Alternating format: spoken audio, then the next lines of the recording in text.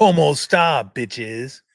I just watched that a couple nights ago. That's like an underrated line in Anchorman. Just kind of goes by. Ben Stiller jumps in, says that, you laugh your ass off, and then move on. But it's one of those movies where it's like hundreds of lines, but that one always stuck out to me. What's up, everybody? Hope everybody had a great weekend. I know a lot of you are probably enjoying the Giants game right now, but 26 of you decided, yeah, let's tune in. See what the fuck's going on over there in the backyard. Oh, we're hummingbird central here today. We got hummingbirds all over the place. Could get dive bombed at any minute. The only thing I don't want is one of my cats to get on one of those hummingbirds. That I don't want. I do not need to see that at all. As you can tell, we went to usually this is the interview part of the backyard. I was like, I don't go to they get the canopy up and everything. Of course,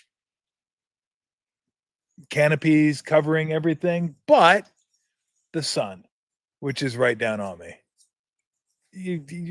I would say you can't make it up, but you can. I could have. Anyway, whatever. That who am I going to blame? Nobody out here but me. I'm the only person out here. Bunny might come trotting around, bouncing around every now and again, but who knows? So we'll get into a little Warriors today, a little Giants, a little NFL, Niners, of course. But we got to start out. You can't get away from it. You can't get away from Jonathan Kuminga. I guess the report is now that the Warriors are not going to trade him, which I didn't figure they would, that he will be around probably until the trade deadline, I think. The question is, will he accept their offer? 2 years. Second year is a team option. If I was Jonathan Kuminga, I would say, no. No. I'm not giving you the option on the second year. Not going to happen. And the reason the Warriors want to do this, right? They want to sign him to a $20 million a year deal, $22 million a year deal, whatever it is, because they want that slot to be open. They want that $20 million slot to be open. So when they trade him, they'll trade him for somebody that's making around $20 million, and you continue to carry that. So that stays open. So it's a little bit like the D'Angelo Russell signing. When they signed him to $28, $30 million, whatever it was, I know a lot of people were thinking, what? I wasn't thinking about that. I was thinking, why are you signing this guy in the first place? This guy doesn't fit on this team. But they signed him because they wanted to keep that salary spot open, that $28, $30 million that turned into Wiggins. It also turned into, I believe it was Kuminga, or was that Moody? I get him confused. I think it was Kuminga. I think it was top pick in that. So, I mean, that's why you do it. So you keep those slots open. Now, Kuminga might just say, fuck y'all. I'm taking the qualifying offer. I don't care what you do. I'll just take the qualifying offer, and then I can be an unrestricted free agent next year and go where I want. Problem is, if you're a restricted free agent right now, the money's gone. Nowhere to go.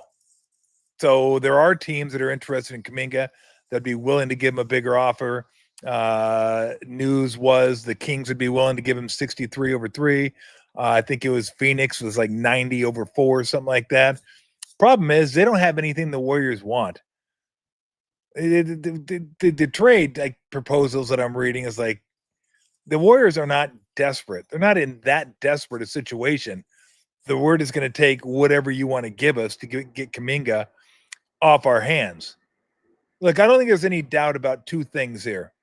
One, Kuminga wants to go. Two, most people with the Warriors would like to see him go. And not because he's a bad guy, not because they don't like him. It's just because he doesn't fit and it's disruptive. His vision is different than their vision. His vision is, I want to be a top guy. I want to be a top 2 guy. I want to get 30 plus minutes a night. I want to be a go-to guy. I want to have plays run for me. And the Warriors are like, whoa, whoa, whoa, whoa, whoa, whoa, whoa.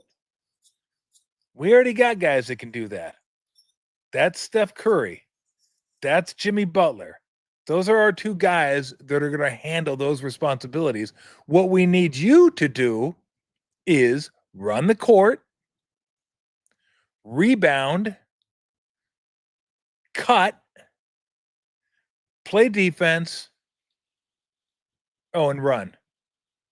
It's like dodge, duck, dip, dive, dodge.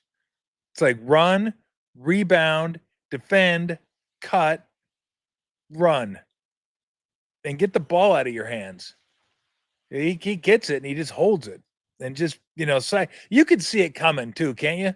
From like a mile away when he gets the ball from about 18 feet, wing, and he turns and squares and he's just about ready to go. You're like, he's going to run somebody over, isn't he? He's going to run somebody over. That Tornado movie used to use all the time. That thing is done because guys just don't let him get their body anymore. He would get their body and spin off, and now they just back up when he turns his back, and he's out of control, and the body he can't, and and it's just like whatever. But Kuminga is of the belief that if he had more time and a coach that was more patient and saw him as he sees himself, that they could get more out of Kuminga. Maybe he does. I wouldn't bet on it. More than likely, I would bet on him getting numbers on a bad team.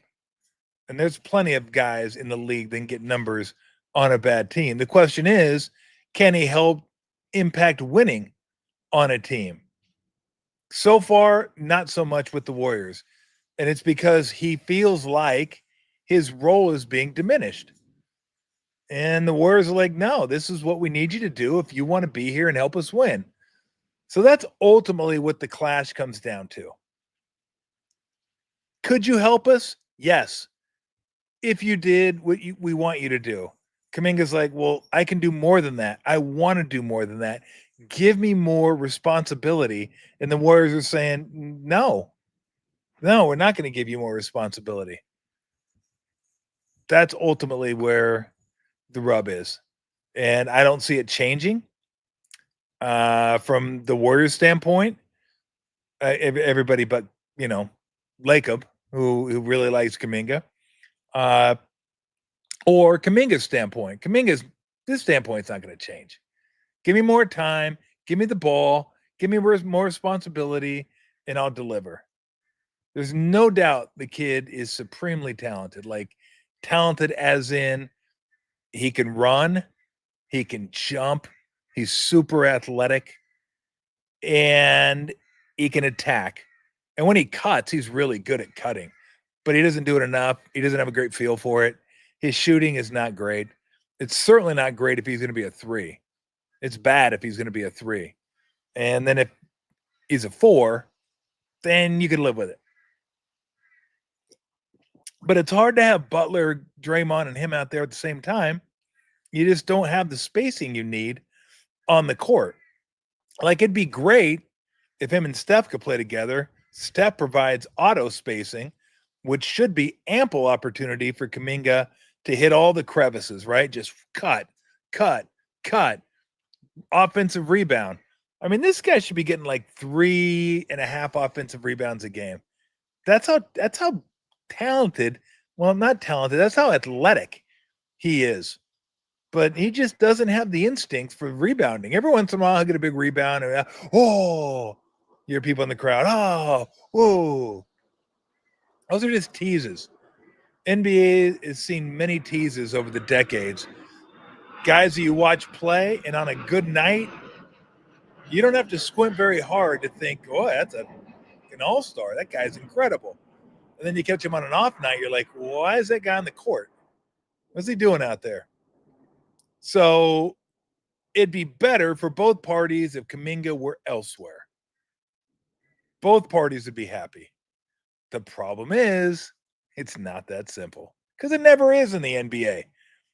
Because you have base year contracts, and you have stupid stuff, and you have restrictions, and you have this, and you can trade a guy, but you can't get full salary for him until the trade, and then I'm like mind numbing trying to figure out how and when you can like let guys go and get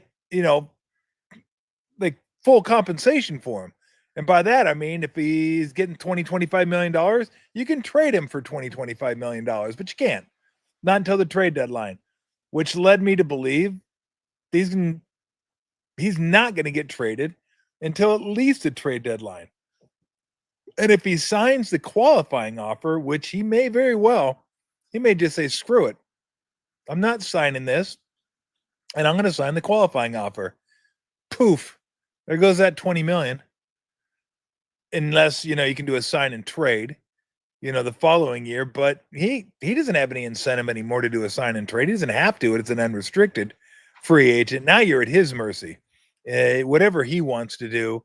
And it could be better for him to do a sign and trade. Maybe it's not. Maybe it's just like, I've had it. I don't want to deal with you guys anymore. I'm moving on. And not only this that you're dealing with Kuminga, is he going to be here? Is he not? I'm like 90+% sure he's going to be here. And that's no inside info. That's just me putting 2 and 2 together and thinking it'd be awfully hard to trade him for what they want. I just don't see that out. I don't see that offer out there unless they get to a point where it's like, look, this is addition by subtraction. It's just not working with him. Why do we want a guy who doesn't want to be here? I don't know that. I mean, Steve's not going to increase his role just to try to increase his marketability. I mean, that's not the course they're on right now. They're trying to win a championship. However realistic you think that may be, that's going to be their goal. I mean, this is like, hey, we have Steph Curry on the team. Let's go for it. And go out and get Jimmy Butler. And I still think Horford and Melton are in the wings waiting. I would imagine they have some sort of deal, but until it's signed, who knows what could happen? You never know. Although I expect those two to be with the Warriors at some point, but you got to figure out what's going to happen with Kuminga. So all these things can start falling into place. But they're trying to put themselves in a position to win a championship. I mean, yeah, it's going to be really tough. Thunder are going to be ridiculously good again next year. Although you always wonder how a team comes off a championship, their first championship, they're young. Are they all working as hard as they worked before this offseason? Can they stay healthy? Are guys as motivated? Are some guys going to want to play for contracts? Not the big three. Big three got their contracts. Holmgren got his contract. Jay Williams got his contract, and SGA got his contract. But some of the other guys are going to want to get paid too. So you never know what the dynamics are going to be the following year. No one team is like another team. Everything's a little bit different. Denver, I thought, had a really good offseason. I think the Lakers got better. The Clippers got bigger and better. Houston got better. So it's going to be, look, the West just doesn't get easy. It's not like you wake up, hey, there it is, like, subscribe. Like, hey, like, subscribe right there. I should go up there and hit it. And go up there and hit it with my fingers, see if it works. We should have a touch screen where guys can just, you don't got to do anything, just hit it. Hit it, boom, boom, boom, boom, boom. And the BASC.com, if you want to go there, should have all our podcasts on there. Johnny Lund, Paulie Mack, Rod, Amy G, Jeremy Affel, all of us are there. So you can subscribe, hang out, do what you got to do. So that's where the Warriors are at. This never-ending Kuminga saga. And you get some people that the Warriors have completely effed this thing up and stunted Kuminga's growth. And some people say he should have got rid of him earlier. Everybody wanted it to work. Who didn't want it to work? It's a 7th pick. I mean, how great a trade was that?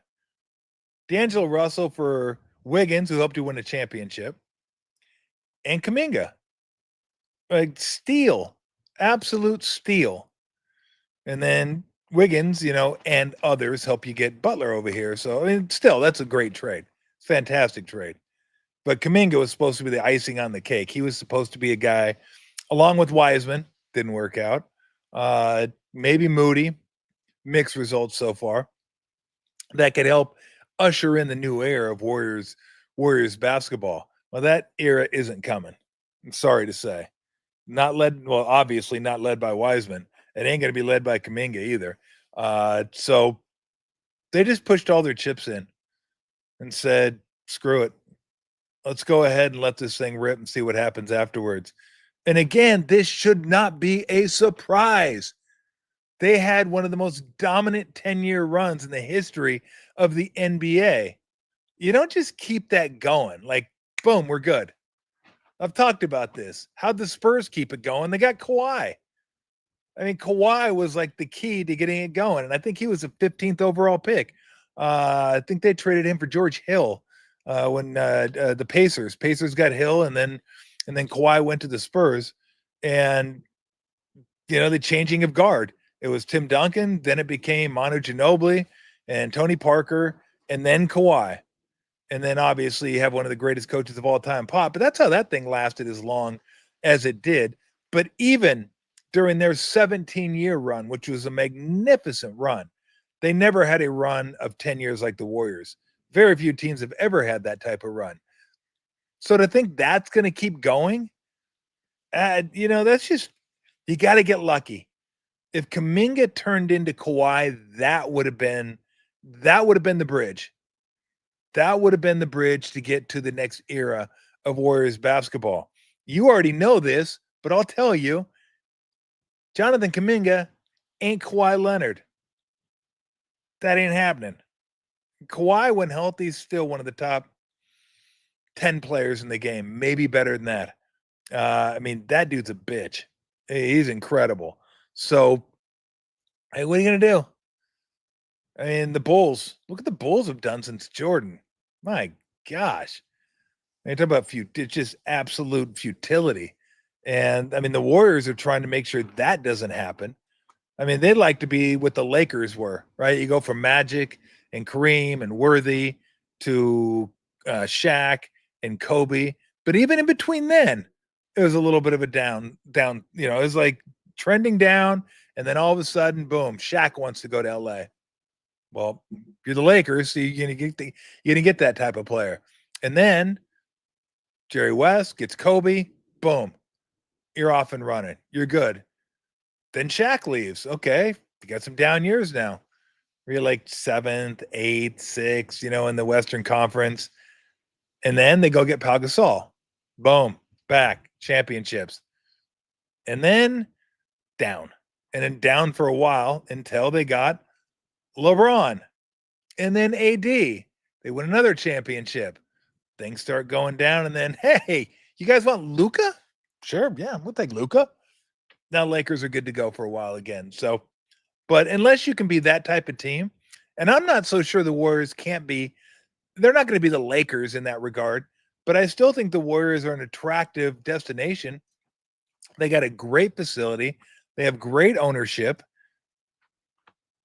I think San Francisco is a great area. I think the Bay Area is a great area. Look, others may differ. There's a lot of people that are not down with the Bay Area. And you may not get those. Who knows? But I still think the Warriors are going to be an attractive team for some people to come to. I don't think there's any doubt about that. But so we'll see what happens with Kuminga. We'll see what I expect it to drag and drag and drag. And if I had to guess, if the Warriors want to continue on with the stance, we are going to, we want the option in the second year of the contract. I think he might just sign the qualifying offer, even though he's going to be costing himself, what, $12 million? Because that second year wouldn't even be guaranteed because it's an option. You could say it's 2 years, 40 million, but it's an option attached. So it's not guaranteed at that point. So we'll see what happens. But again, if they could just make it all go away, wave a magic wand,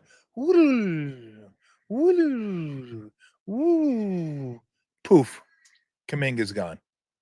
I think that would probably be best for everyone involved. I think most everyone would be happy. But guess what? The NBA makes it too goddamn hard. They make it too hard to do that and make it too hard to keep teams together. It's ridiculous. But you know what? You can blame the owners, blame the players as well.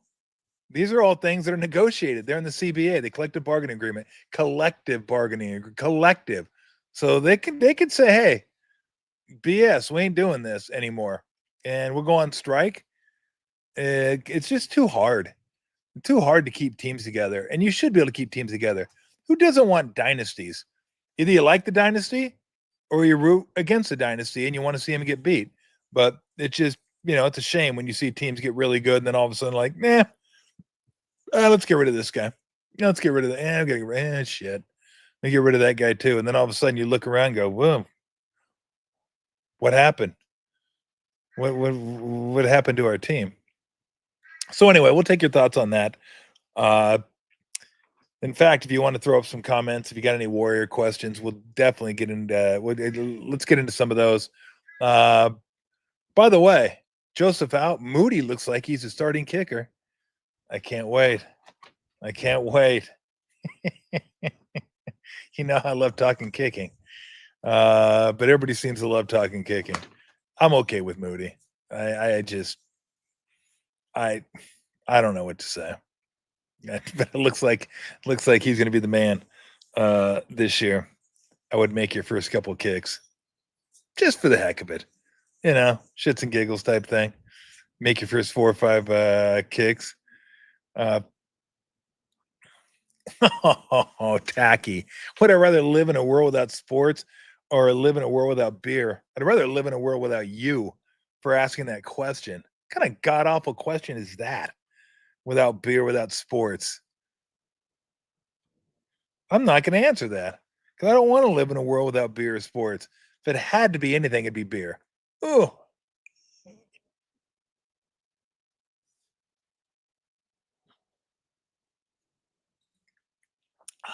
sorry. Yeah, why don't I want to live in a world without beer? By the way, I'll be going to Germany in about 10 days. Get some German pills, see what's going on over there. Everybody keeps telling me German beer is great. About to find out. I know German beer is great, but I'm still going to find out. I'm going to hit all the breweries I can while I'm over there. Leave it to Tacky to ask that question. We're talking Warriors, and would I rather a world without? How about a world without air? How about that? Are you kidding me? When I sit down and watch my games, I want to have a beer. I mean, I'm assuming a lot of people like to have a beer or a beverage or something when they're watching their sporting events. I mean, unless it's 10 o'clock in the morning. Some of you may go Bloody Mary, tequila sunrise. Since I don't do mixed drinks, I don't go that. And as much as I like beer, you could even say love beer. 10 a.m. beer I'm not that guy. All right. I'm not that guy where I'm like, oh, kickoff, pregame show, crack. Let's sit on down. Breakfast of champions. Have a beer. We're watching the Niners on the East Coast. Little 10 a.m. kickoff, little 10 a.m. beer. I'm going to have a little self-respect. You wait till noon anyway. Usually it's more like 1, but I'll sneak a nooner in there occasionally. I have no problem with that. Can't believe football season is almost here. Oh, my son says it is here because preseason's here. Bullshit. Preseason football is only fun for about 2 snaps just because all the helmets and uniforms are on the field.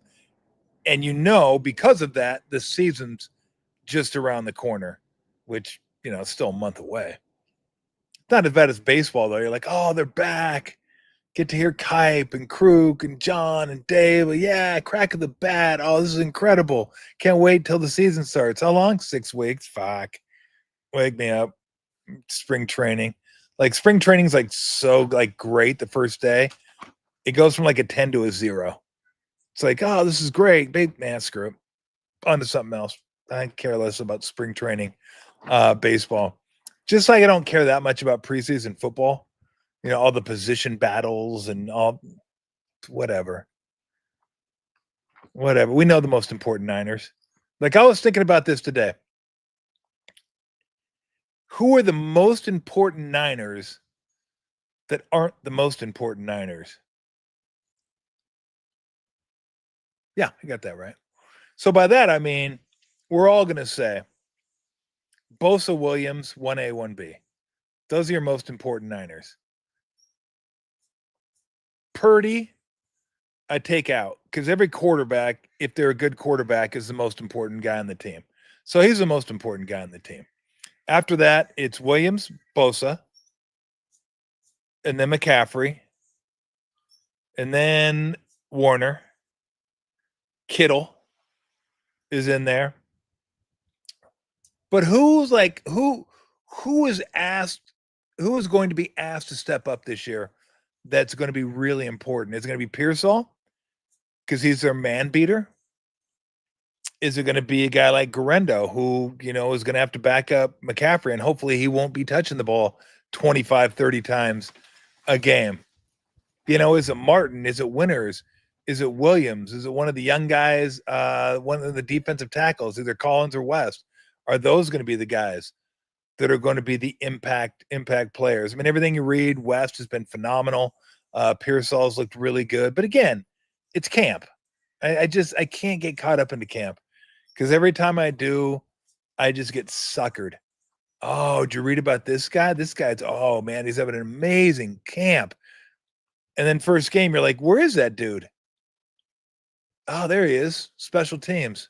Huh. Guess his camp wasn't that great. Always remember this. When you listen to other podcasts or you read people, and some of these people are my friends, they need content. A lot of it is just talking to talk. Oh, this guy's been amazing. Oh, this guy's really,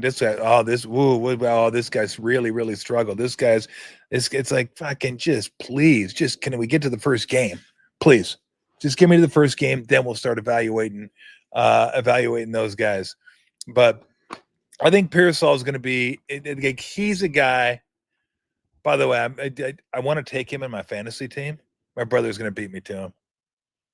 I should ask you guys this too while we're on this.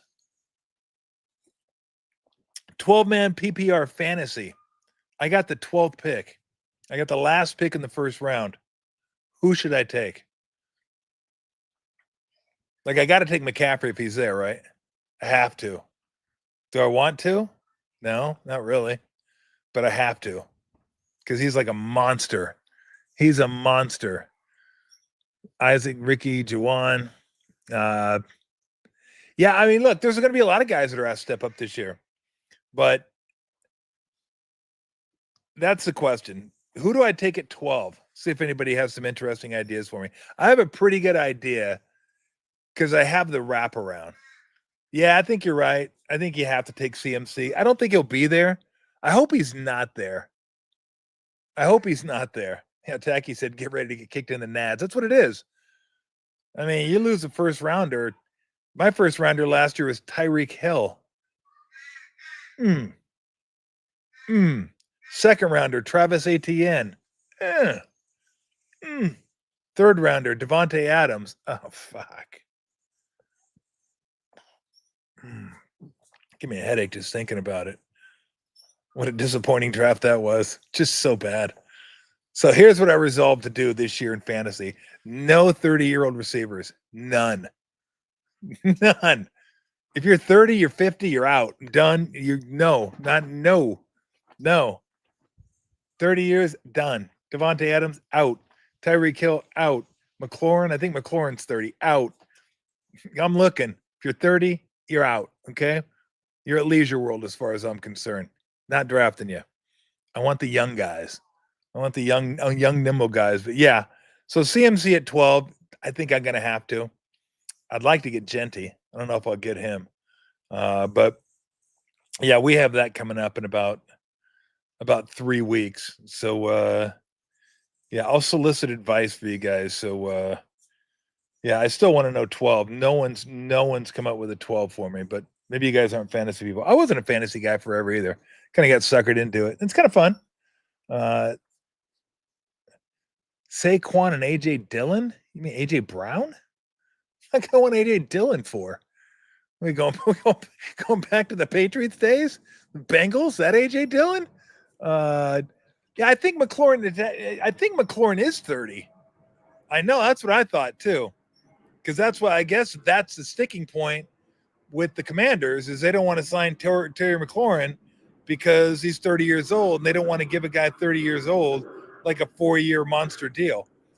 So I think that's because he wants the Metcalf deal, but Metcalf is 28. So yeah, I think I'm gonna look it up right now, but I'm pretty sure Terry McLaurin is 30. Terry McLaurin, wide receiver, 29. He'll be 30 on September 15th. So week 2, he'll be 30. Kenneth Walker, Alvin Kamara. Nice. Nah. Alvin Kamara and getting like a 4th or 5th round. And Kamara, I think I get in the 3rd. And so, but I do like Kamara. And I like Walker too.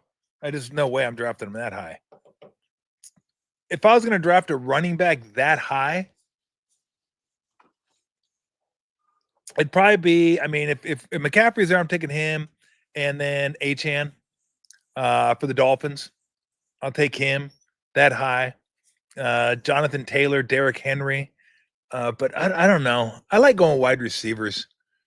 I like going wide receivers. So I'll probably double up on wide receiver. Derrick Henry is just a freak. That guy was he 31, 32? So I love that guy, but I don't know if I'm gonna want him at 12 or 13. Here we go with the would you rather, Chris? It sounds like I'm in like 9th grade again. Would you rather be pressured into buying Girl Scout cookies or watch preseason football? I'd rather watch preseason football. I don't want to be pressured into buying fucking cookies from terrorists. So that's just not going to happen. So you're not pressuring me into buying. I mean, I'll buy your Thin Mints, but don't hit me up at the store every single time. Excuse me, sir. No, I'm okay. Excuse me, sir. No, I'm good. One of these days they're gonna get me. Excuse me, sir. I'm like, fuck. I've been to the store 3 times this week. You've asked me every fucking time. Leave me alone. I gave you your $6 a box. Aren't they $6 a box now? It's like, here, just take a 20 and get out of here. Leave me alone. Damn cookies. Fucking Thin Mints and whatever they got. So no, I'm just not gonna do it. Not gonna do it. So, but I would rather watch preseason football. I used to watch game 3 because that was like the money game back in the day when they had 4 games. They'd play the starters 3 quarters. That would be worth watching. But now, a lot of guys don't play at all. I know the Bengals are switching up. They're gonna, play Joe Burrow some this year. Patrick Mahomes plays for the Chiefs. Andy Reid likes to play him, and I think Mahomes likes to play. Like, if the Chiefs do it, I would probably think about doing it. I'd think, you know what? They kind of got things wired over there in Kansas City. Let's go ahead and let's do what they do. Let's play our guys during preseason, and I think it makes sense too. The teams are so scared now of getting guys hurt. Like, okay, we're gonna rest you, and then all of a sudden you rest all your guys, and it takes you about 3-4 weeks to get your season started. You're 1-2, 0-3. You still have time to recover. I would like to give myself a running start at this thing. Get myself off to a 2-1, 3-0 start. Give myself a little cushion before the season. Just get my team ready. And so I know Kyle usually plays the guys a little bit, not a ton, but a little bit. Like a guy like McVay doesn't play his guys at all, like 0, doesn't play them, and that's the edge. If you've ever thought about betting preseason football, that's the edge you have in preseason football. You know what coaches are likely to do, and you can factor that in. During the regular season, everybody's going to play their best players all the time. That's no edge. There's no edge to be had there. But if you know one guy's going to play everybody, one guy's going to not play anybody, one guy is a terrible third-string quarterback, and he's going to play 3 quarters, you can glean a little bit of something from that. So, yeah, I won't watch much though. I'll watch maybe a little bit here or there. So Giants take 2 out of 3 in New York. Wisenhunt looked good. He still needs a third pitch. He's not going to survive. His changeup is not that great, and it's great, but you can't be that great on only 2 pitches. You're not Trevor Hoffman, and it's not 1 inning. You got to get through a game with a fastball. That's good. Nothing special. And a changeup. Now, the fastball is going to look better and look livelier because of the changeup. Because if guys are sitting on the changeup, then the fastball is going to get by him occasionally. But it's not a special fastball. But if he can't get a slider or a curve, whatever one he chooses, something that has some wrinkle to it over occasionally, even as a show me strike, guys are spitting on that. And then they'll just figure, well, I can catch up to the fastball, at least foul it off or punch it to right field. And then if I sit on that changeup and I get it above my knees, then it's hammering time. But he pitched really good against the Mets, give up that early home run to Lindor, changeup, thigh high, smash it to left field. But he looked good. But it's not going to work with 2 pitches. It just isn't. And so hopefully this offseason he can develop a third pitch. And I think he would be a guy. Get Bumgarner over here. Show him that cutter. Show him that cutter that just bores in on right-handed hitters.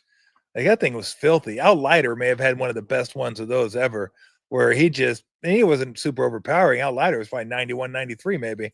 But, man, his cutter was nasty. Just saw guys off. Couldn't keep it fair. And you talk about bees in the hands. Al Leiter would just wear dudes out on the inside part of the plate. But it was a good, look, you get 2 out of 3 against the Pirates, because that was embarrassing, getting swept by the Pirates at home. That's just embarrassing. I know it's baseball, but that can't happen. You can't get swept by the Pirates at home. Well, I mean, you can because you did, but to come back and take 2 out of 3 from the Mets was a nice little bounce back for him. And, we'll see.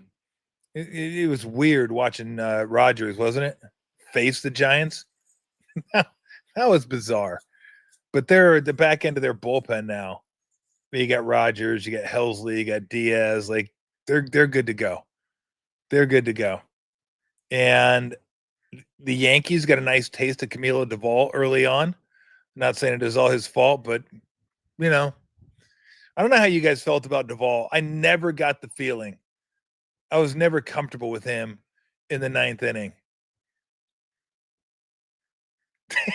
Did I ever really drive a Pilot? Yeah, for 15 years, I drove a Pilot. Why wouldn't I drive a Pilot? You think I was lying? I told you guys I've driven a Pilot. I don't have a Pilot anymore, although I'm still kind of in the Honda family. I got an Acura. So, but yeah, I love the Pilot. Pilot was great. I would get another Pilot, except I had it for 15 years. But yeah, Camilo Duvall he's one of those guys that pitches better when there's not a save on the line, I think. But he thinks he's better when there's a save on the line.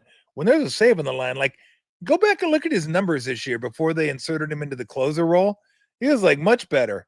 At least that's my memory. He was much better. I felt a lot more comfortable with him in the 8th. The 9th, not so much. Not at all. And I think that's probably what the Yankees are going to find out. Like, he could be a really good setup guy. Yeah, but he might be one of those guys that you look at no one questions his stuff, right? No one questions his stuff. Stuff does not equal success. A lot of guys that have stuff. So we'll see how he does in New York. They got Bednar as well. They should be stacked. Their bullpen should be stacked and ready to go if they can get to the bullpen. If the Yankees can stop doing enough stupid things to actually get in a position to use the bullpen, they should be okay. I mean, you got to talk about embarrassing. I think it was game 2 of the series down in Miami. Well, they got swept by come on. Get swept by the Marlins. I don't care if it's home or road. I know Stowers was on fire, but come on. Second game, they're up 6-0, 9-4, and then 12-10 going into the bottom of the 9th. Lose. Come on. Jazz Chisholm getting doubled off first on a pop-up to second, usually there's a risk-reward element to things. You'd like it to be in some kind of balance. There was like no reward to that. Even if the ball was dropped, he wasn't getting to second base. There was like no reward. So it's all risk. Hey, let's take a shot here and maybe I can do what? What's the best you can hope for?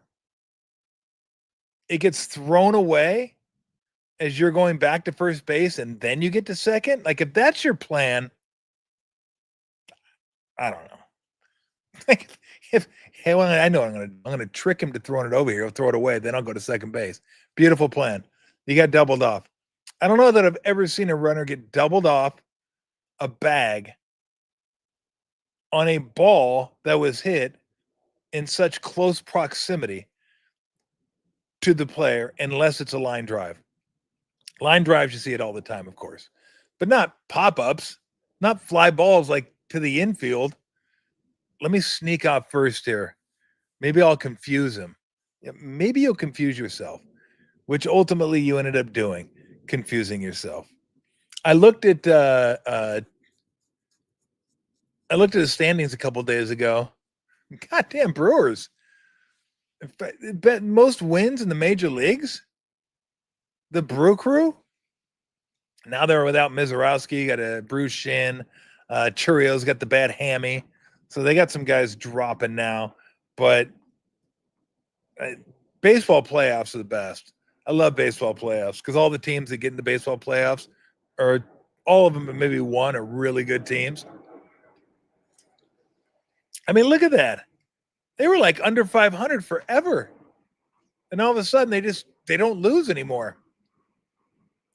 Phillies and Mets, good to go. Brewers, Cubs, good to go. And then Dodgers, Padres. I thought the Padres did a hell of a job. I mean, you get Mason Miller. That's big time. And everybody was going out and getting closers, which is why they returned for Duvall. It seemed a little light, but everybody else was getting big time dudes. They got DeVries, the shortstop from the Padres, the A's did. But damn, Miller got 4 more years of control too. So, and the Giants sitting back 9 back. Really, the 9 doesn't matter. It's a 6 they're behind the Padres, which is Trio's really good. So, but it's funny because you look at the Brewers and you see these teams where you can't name many guys. Like even when I think about it, I can't name a lot of guys on that team. Peralta, Mizorowski, I think Frelick's on the team, Churio, Yelich. I know I'm missing one right now that I on the tip of my tongue, but still, that's my point is the thing I love about baseball, and people get this backwards all the time. They think because baseball doesn't have the salary cap, it's always the big teams that are going to win. That's not true. Basketball is the sport where teams dominate, like the top teams dominate year after year after year after year. I remember looking at it one time. Baseball had like the most championships in a 20-year span, more than football, more than basketball, more than hockey. And they're the ones that don't have a salary cap. You know, they have the luxury tax and all that kind of stuff, but they don't have a salary cap. You spend what you want within reason. I mean, you can't go over, you get dinged too much. So it's kind of like a salary cap. But, you know, a team like Milwaukee with that kind of payroll, they can't compete in the NBA. Of course, everybody has the same payroll in the NBA, so it's even hard to, it's not apples to apples. But you get them. The Rays have been really good. I mean, they compete year after year. They're kind of on the fringes of being there this year. So I always root for teams like that. They don't spend the monster money. And so I'm reading a book. I don't know if any of you guys have read it, called Future Value. It's a baseball book, and it's pretty intriguing. It's not like the smoothest read. It's not like you're reading a fiction book where you're just like, oh, this like page turner. Like it's almost like a textbook in a sense that they lay out everything a baseball team does, who's responsible for what they do, how it fits into an organization, and all those things. Like right now, they're going through the draft, the scouts, the area scouts, the cross checkers, the nationals cross checkers, the director of scouting, the GM. Then they're going to do it with international, the academies, and how they go about acquiring talent down there, and the facilities that they have down there, and just all the difficulties of dealing with the academies they have down in the Dominican, and the Cuban players, and the Venezuela. I guess they had academies over in Venezuela that they had to shut down because the unrest over in so it's really interesting to look at all this, and you get an idea of what they value when they're looking at players. And even though they come up with different things, it's still, I won't say a crapshoot, but you can value you could be spot on and you still don't know what's in a player's heart. That's the one thing about the draft. You never know what's in a player's heart, what's in a player's head. Do they yearn to be great? Do they want to be great? Do they just want to make it to the big leagues? Do they want to sign the first big contract, be set for life, and then they're good? You never know what someone's motivations are, but I enjoy seeing all the, like like the analytically, like what they look at in terms of analytics and how that plays into what a team does draft day. How much do they use their scouts? How much do they use analytics? Some teams go strictly analytics. Whatever the machine spits out, that's who they'll take.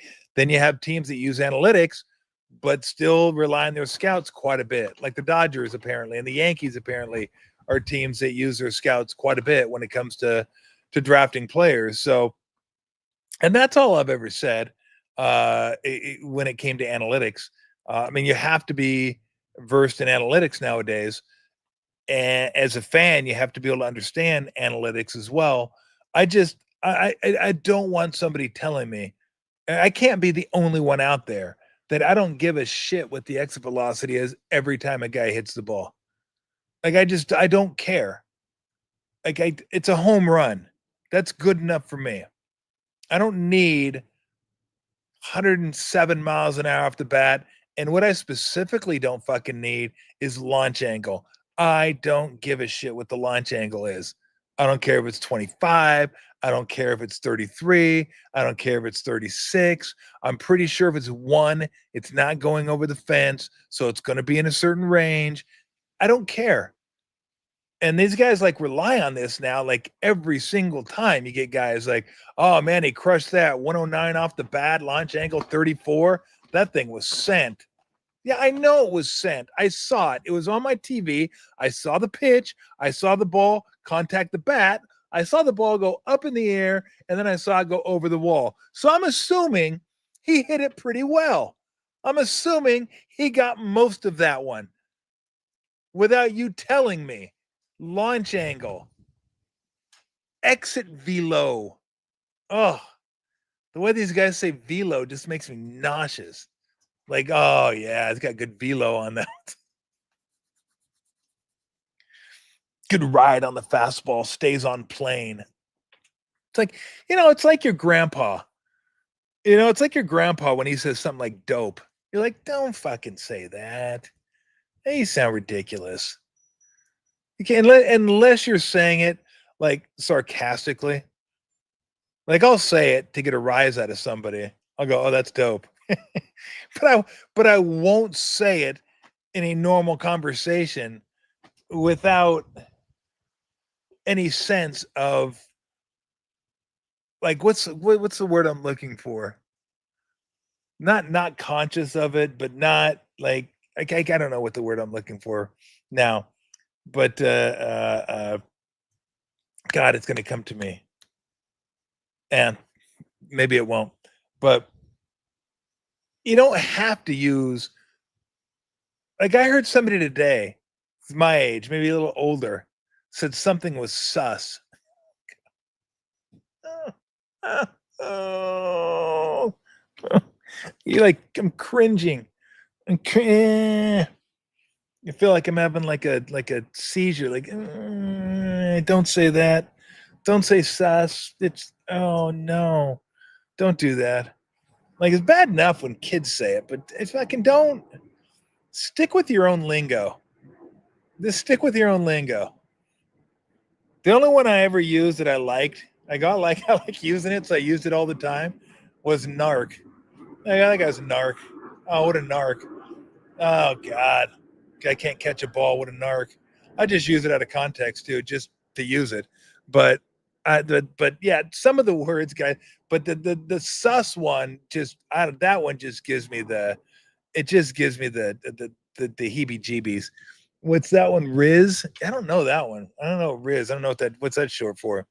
I don't know, but yeah, but the whole it oh, like sometimes I'm not saying if you're, my age, you got to act your age all the time. That's okay. Um, okay. Riz comes from charisma. Oh, you learned that one a few weeks ago, did you? Yeah, I didn't even know that one, and I don't want to know it. I'm glad. I'm sad that you told me. Uh, hella, but is hella's old though? Old people saying hella, like I don't say it. I don't say hella or hecka. Uh, but I'd say I'd be more prone to say hecka. Like that guy's hecka crazy. But even coming out of my mouth, it doesn't sound right. It just doesn't. Like he's hecka, or that was hella good. It's like, eh. But that seems like that's an old one too. Like that's not even like super young, like super hip, like super new. Like even like I hate when people my age say, "Oh, you can try to win the natty." You just fucking say championship. You don't need to say natty. Like natty. Like natty to me is natty light. Okay? That's natty to me. That's not or Cincinnati, maybe. Maybe. But not national championship. Oh, they've got two natties. Fuck you. Just stop it. Especially when you're my age or if you're over 40. Stop it with that shit. Okay? Just because you heard some kid say it on a podcast somewhere and you thought, well, he's cool. Maybe this will give me some more likes. I'm going to start dropping natty. Natty. Please don't. Just don't. You look like a tool, is what you do. And so, or vibing. He's vibing. He's vibing. I heard that one recently too. Somebody put, the chip. The chip. I like natty better than chip, which meaning to say I fucking hate it way more than chip. At least chips at the end of championship, but can't you just say championship? Have we gotten so lazy that it's really hard to say championship? Yeah, I'm gonna shorten that one to chip. Too hard. Like I'm working too hard out here. Shit. They say the whole word championship. Fucking bullshit. I'm just gonna say chip. And then someone came up with chip, and then someone said chip. Let's go natty. And the guy that said chip was like, shit, that's better than mine. Maybe I'll go natty. You shouldn't go natty. You shouldn't go chip. Just say championship. And definitely never go sus. Just fucking don't do that. There's got to be tons more out there. And I know there is. I'm just not thinking of them right now. Oh, low key. Low key's been around a while, though. Low key is one of those probably been around, 30 years or so.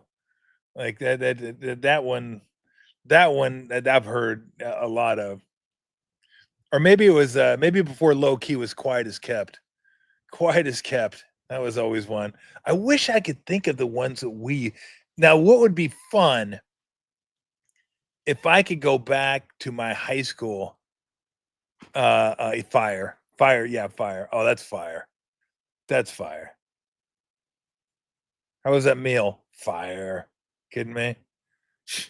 Fire. How was the concert? Fire. So it was good. This is what you're talking. Um, oh, my favorite one. This isn't even a word. I wanted to say I wanted to go back to my high school and just observe for like a month with me in it, of course, just like hovering above and hear the words. I'd be curious to hear what we say What we used to say. Everything's I don't know what tough now. Like everything's tough. Like he's tough. Like that guy's tough, or that guy player's tough, or oh man, tough good. Is tough good or tough bad? I mean, I guess it could be both. Tough steak sucks. Tough player's good. I like that. But yeah, tough when it comes to food. That's not good. You don't want that. But yeah, I don't know. Like 80s high school. I'd be curious to find out what we used to say. I'm going to ask my kids. I'll ask my kids to come up with some of their favorite sayings.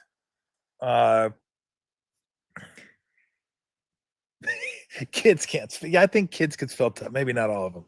Who knows? Who knows what kids can spell nowadays? They get everything fucking spelled for them, right?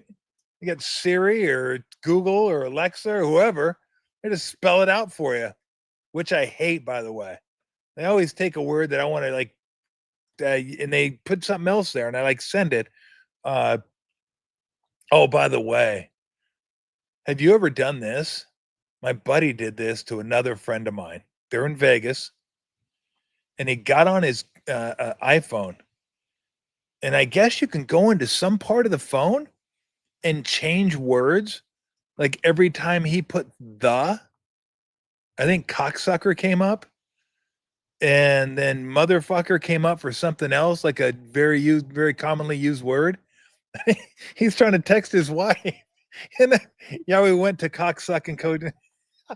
I was like, and it was really funny because my buddy was texting his wife in the other room, and we were all in there watching the basketball game, and you could just hear him in there going, "What the fuck's going on? What the fuck's wrong with my phone?" And we're just in there howling because we knew what he was trying to do. He came out and he's like, "Yeah, like what's going on with my phone? Can somebody help me with my phone?" I wish I knew how to do it. I mean, that is a great gag. That was an incredible gag. And even better that you got to hear him go through it. Like we didn't know he was going to use his phone at the time, but the fact that he did use his phone, and you could hear him in the other room. What the fuck's going on? Fucking what? God damn it! Can't figure this out. And so, oh yeah, thank you, fam. Thank you, fam. Fam. Can't say family. It's 3 extra letters. Can't do that. Takes too much time. Takes too much. They can't do family. Can't do that. So yeah, the sus thing, just that one does creep. Every time I hear it, it's go fucking it just no.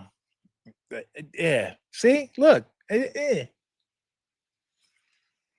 Oh man, that was sus.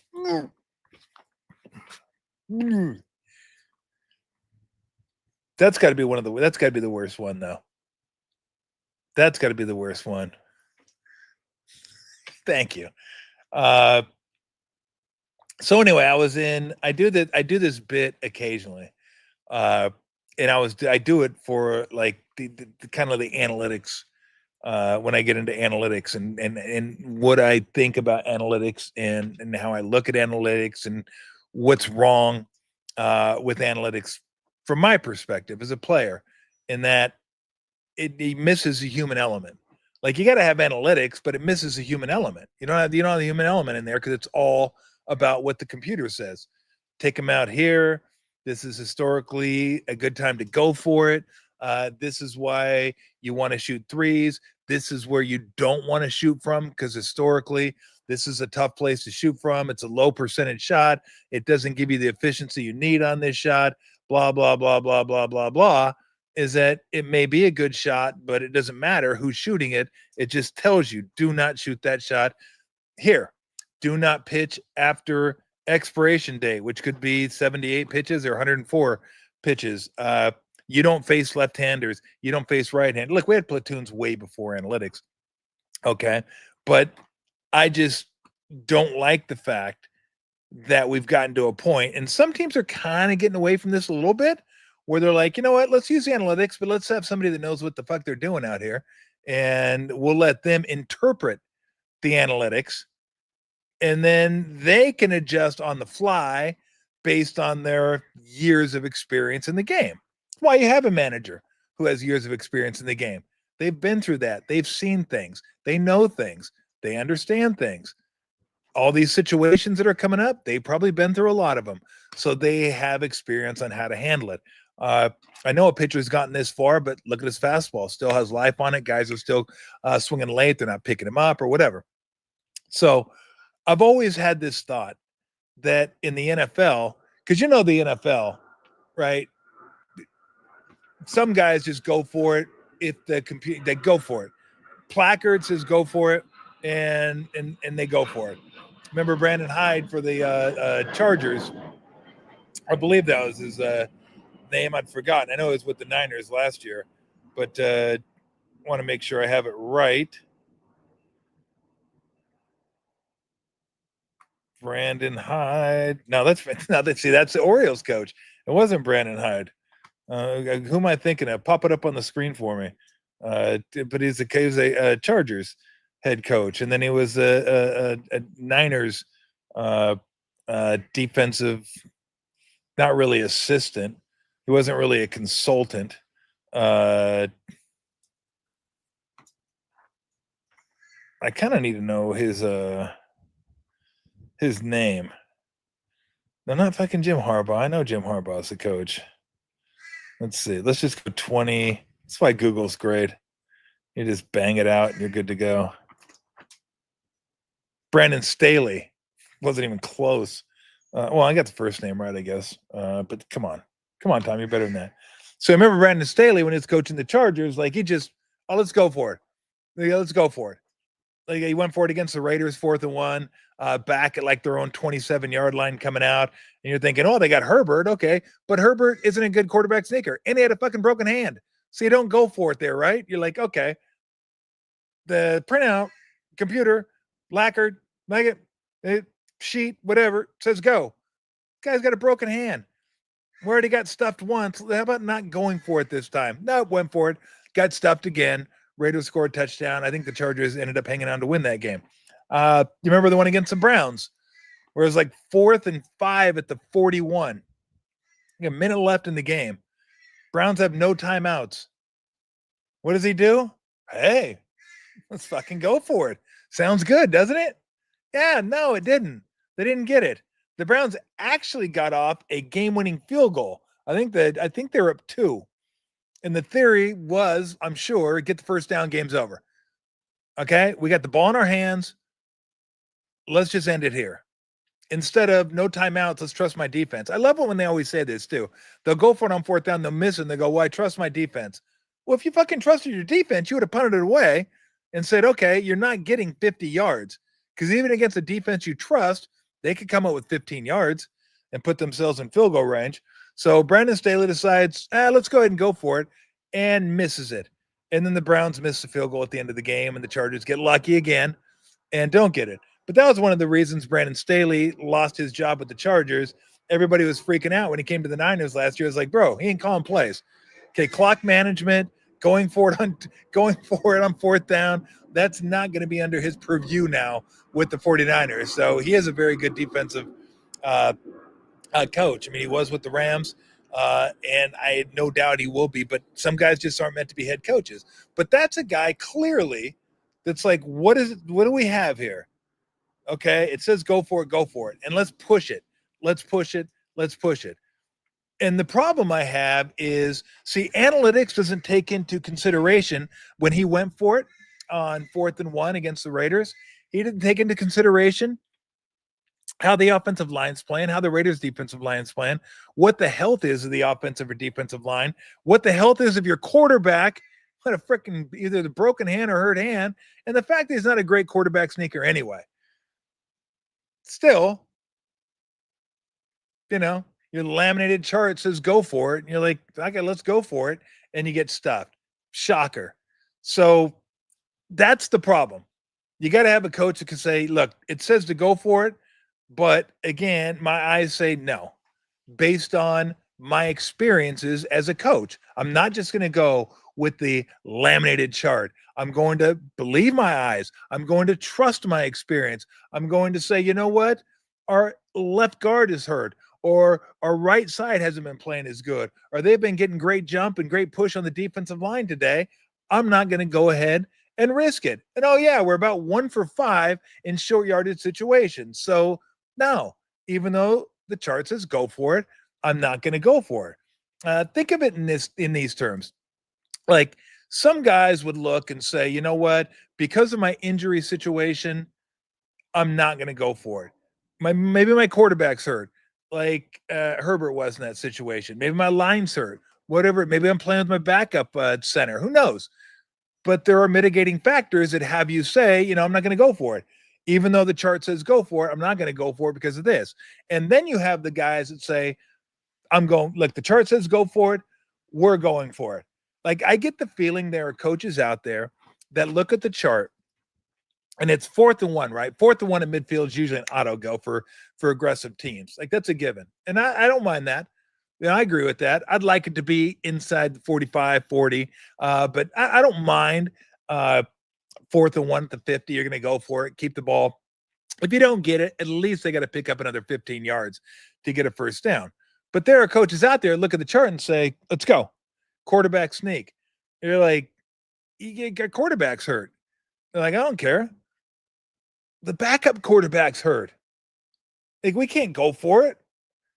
And the only quarterback, this is a vision I have. The only quarterback they have on the bench is a guy like Stephen Hawking. You know, I did RIP. Although I was mentioned in Epstein's Island, like you read articles and stuff. So I was like, okay, whatever. I can roll this one out. Then obviously it's not going to be Stephen Hawking because he passed away. But somebody like Stephen Hawking, you know, like your third string quarterback is Stephen Hawking over there on the bench, right? And you can just imagine the guys looking at the chart, like 4th and 1, fuck it, we're going for it. Hey, quarterback's hurt, backup quarterback's hurt.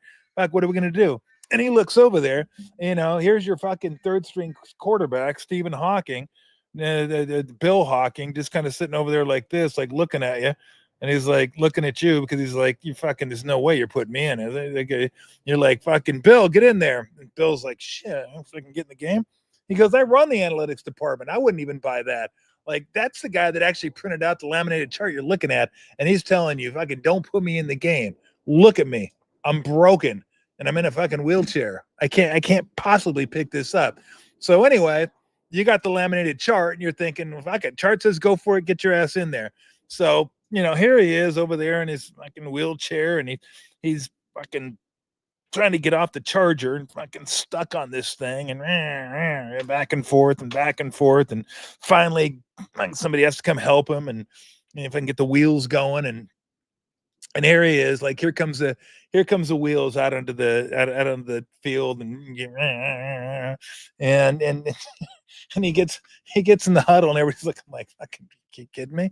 Right, if I can go for 4th and 1, the fucking broken dude in a wheelchair, you kidding me? And here's Bill Hawking over there going, all right, listen up. There we go. Here's a play. And he calls the fucking quarterback sneak, and like, you know what's coming. Like, everyone knows what's coming. Everybody watching on TV knows what's coming. Everybody on the sidelines knows what's coming. Everybody in the stands knows what's coming. But the chart can't know what's coming because the chart has no idea who's a quarterback. The chart just knows the chart. The chart just knows it's 4th and 1 to 50, and we're going for it. No idea what shape your quarterback in. Who's your quarterback? Is your quarterback alive? Do you have a quarterback? 4th and 1. Go for it. All right. So here you go. You get Bill like breaking the huddle, and it's like, you know, everybody goes clap, and you know, someone just slaps his knee because like he can't fucking slap because he's fucking got his hands tied to his, you know, his fucking thing. And so everybody, you know, break 1, 2, they go up and line up, you know, and here comes, you know, poor Bill. He's fucking gets up behind center, and you know, they can't even snap the ball to him. You know, fucking hands don't work. So the chart doesn't know this. Chart has no idea. You got a guy who has no working hands. How could it? It's a computer. That's all it is. It's an algorithm. Algorithm, they had no idea who's behind center. So he gets behind center, right? And it's like, he's calling the plays, and it's probably going to be his only play ever, even if he survives this. So it's like, Black Razor, and sure enough, if I can hike it to him, and the ball, comes up and hits him in the stomach, and he can't do, he just, hopefully he can keep it right there. It kind of leans back a little bit, keep the ball there. And then he hits the forward, hits the forward on his fucking with his, I think he does, hands don't work. So he's got one of those little like sticks that you get in your mouth. It's like, and he's just fucking like, and what does he do? He just fucking runs right into the center's ass. Because of course he does. In a fucking wheelchair. He just right into the center's ass. The ball's sitting here, and then all of a sudden the fucking ball falls on the ground, and everybody's diving on it, and it doesn't matter if you get it or not because it's 4th and 1. So even if you recover it, you're not going to get the first down. Other teams taking over, and now they got first down at the 49-yard line, going in. And there's, poor Bill fucking just broken, they're getting wheelchairs tipped over because everybody's diving on the pile trying to get the ball. And fucking, he's just like, fucking down on the ground. And you're like, shit, man, what do we do to this guy? And fucking say, hey, that's what the chart said. Fucking chart said, put him in there. So you fucking set him up and get him over there in the sidelines, his one play, and get over to the sidelines. And fucking, I can imagine the backup quarterback who's fucking hurt, Arne Sling. He couldn't go in there. And he goes, man, tough break, man. And then Bill just looks over him and goes, should have let me pass. That's the fucking chart. That's the chart. Chart doesn't care. No clue who's behind center. And that's what would happen. And that's my dream, to have somebody like that be the third string quarterback, head of an analytics department, be your third string quarterback, and just get mauled. All right. All right. Very good. If you guys want to do, I can take some comments. Look, we got to do a lot today. Whatever you want to touch on. Just don't be sus, whatever that means. Are we asking me again? Could Jesus microwave burrito so hot that even he himself cannot eat it? I don't know. I gotta say, Jesus didn't seem like a burrito guy to me. This doesn't seem like a burrito guy to me. You imagine eating a burrito with fucking like you got guac in it and sour cream, and you fucking get it on the robe? That'd be rough. You get a stain on that robe. Who knows? There was no Tide back then. No Tide Pods. You ain't getting that stuff off. There's no bleach. You get like salsa. You get like a salsa stain on that robe. That ain't good. Which jersey number did Tom like? 3. My dad told me this when I was playing. I was 3 with the Warriors when I first started out. Changed it to 34. Didn't play as well, and he said, you should have kept 3. I was like, what? It's just a number, whatever. I wish I would have kept 3. I like that number. That's my favorite jersey when I go to the mall. If I'm going to wear a jersey to the mall, I'll wear 3. I'll rock that thing. Cruise around Spencer's. Orange Julius in my Warriors jersey. What are you doing? What are you doing? Come here. Come here. Say hi to everybody. Say hi to everybody. Little bun. There she is. She's like, it's showtime. She always hears me over here. What did I think of PNC Park? I like PNC Park. I didn't get a chance to see a game there when I was in Pittsburgh, but I took a tour of the park. If you get a chance to go. It's a really sweet park. Like, I like that park a lot. I haven't been to Safeco. I need to get to Safeco, but PNC is legit. PNC is super cool. I like the short wall and left. You just sit there. You feel like you're right on the field. So I would have loved to have seen a game there, but never got a chance. What are you doing today? Huh? Bunny's always like, so we'll leave the door open? Do I miss talking to Farhan? Yeah, I like Farhan. I have nothing against Farhan. I mean, he did some things that I wouldn't do, and I would do them differently. But I liked Farhan. I always thought he was honest, and it was interesting to talk to because of his background. So no, I like Farhan. Maybe I'll get him on the show one of these days and talk to him about a little baseball. Does Tom read the book or hire Daniel to read it to him? Bite your tongue. Kidding me? I like reading. I got a new book called Hammer of the Witches. Hammer of the Witches. It's a translated book from 1500s, I want to say. And it's a start of the witch trials and how that happened. And I found that I was reading another book and I just thought that was fascinating to get into that. So I definitely want to get into that. Yeah, I shed a tear when Lamont Wade Jr. was released from the Angels. I like Lamont. I did not want him on the team anymore. I was like, I've had enough. Angels struggle enough. Angels don't hit the ball over the wall. They don't score. Period. Lose 2 out of 3 to the White Sox. Embarrassing. Like White Sox. You kidding me?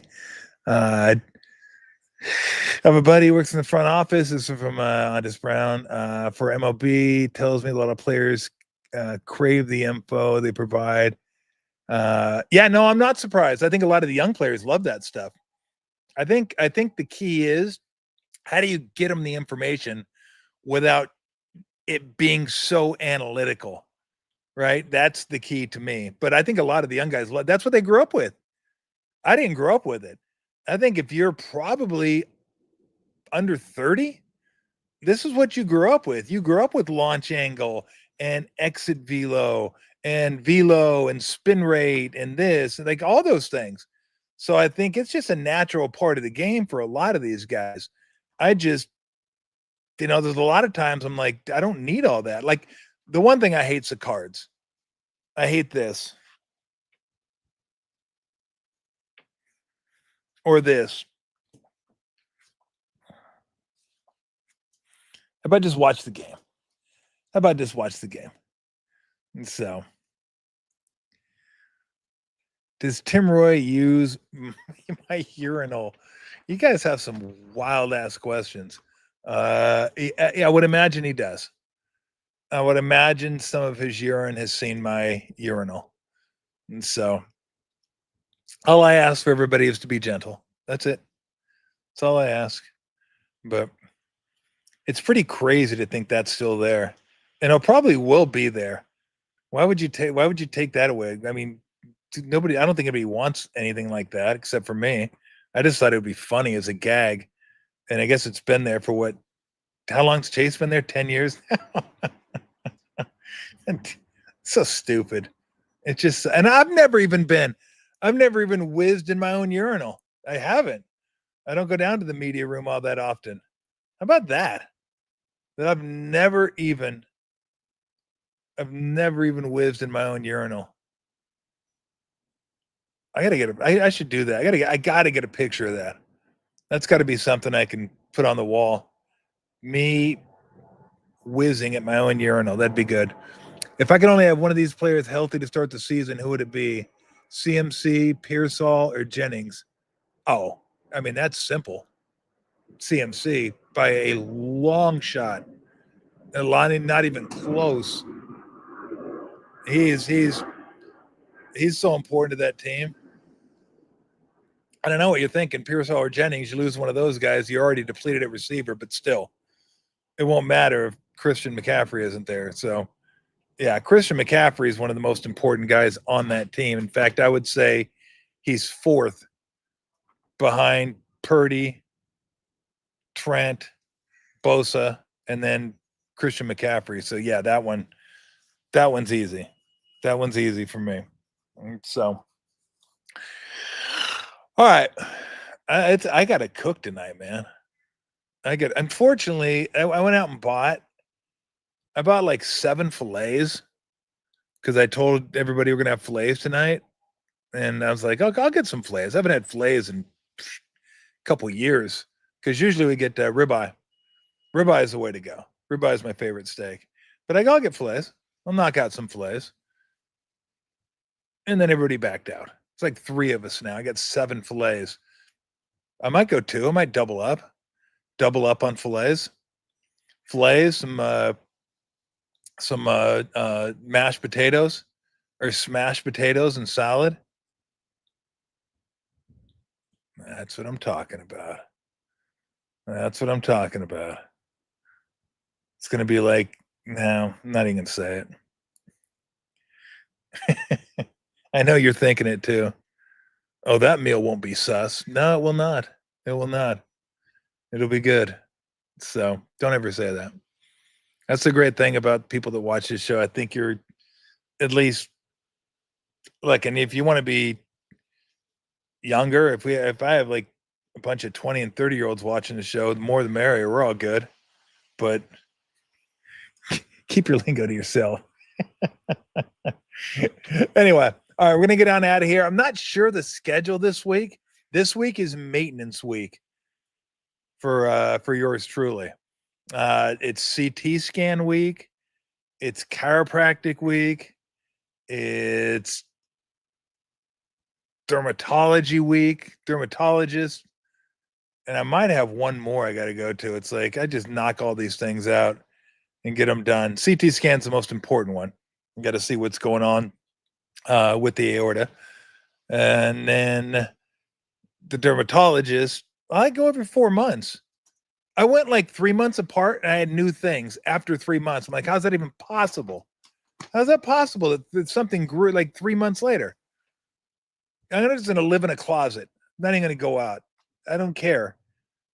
I'm just going to wear a burqa or a wetsuit. I'm going to wear a wetsuit and just not let the sun get me at all.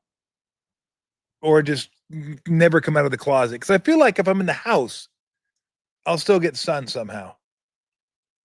And I got the scars to prove it. Boom, boom, boom, boom, boom, boom. I got like 6 scars, maybe 7. So my skin and the sun are not buddies at all, like one bit. And so I don't know what the schedule will be this week. We're going to try to get a little field trip for everybody end of August before football season starts. Get everybody over there. Many of you have been wondering about that. And if you're wondering, then you better show up, because if I don't get a number of you out there, we're disappointed. Come out there and have a few beers. So we'll do that at the end of August as we get ready for football season. Maybe we'll do like a little fantasy draft thing while we're out there and just kind of screw around with that. I am disappointed in you people, though. If I could ask you for like one thing, give me some guys to draft at 12, and you guys came up with shit. You came up with nothing for me. I'm hoping it's some Wednesday or Friday when I'm back on, Like, help a brother out, okay? Can you help me out? Field work in San Ramon. No, we're thinking field work San Leandro because they got the big patio out there. It's a really nice setup. If you haven't been to that one, the one in San Ramon's great. I love that one. I've been to that one as well. And the weather will be warm out there. So I don't know, but I'm going to try to hit most of them at some point. So anyway, I hope everybody has a great evening. Enjoy, and we'll keep you posted on when the next show is going to be. But again, I got to hit the doctor this week and see what's going on. So, all right, everybody, peace.